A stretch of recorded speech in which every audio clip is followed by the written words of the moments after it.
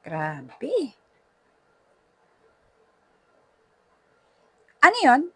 Pa-load naman po ako, ate. 500 lang. Cash in? Magkano? 500? Okay. Pakisulat mo na lang dyan yung number. Sige po, te. Sulat ko na lang. 5 pesos. Plus 5 pesos yung charge. Sige po. 09. Okay. Ate, pwedeng makita yung number. Baka nagkamali ka pindot. Tama ba? Kung makita, pwedeng ilapit mo pa. Malabo kasi mata ko.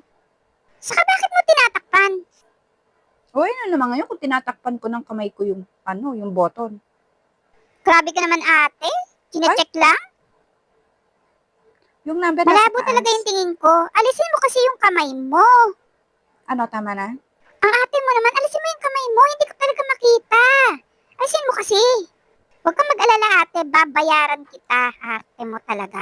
Uy, ako pa nga nang maarte. Huwag na nga. Sa iba na nga lang. Ano naman si ate? Ano? Di babayaran? Ate mo, ha? Sanay ako sa mga ganyang style na mga nagpapalo. Umuutak. Kasi pag hindi ko tinakpan yung button, pipindutin mo na lang yan. Wari ka pang hindi mo makita, malabo ang mata mo. Wag ako.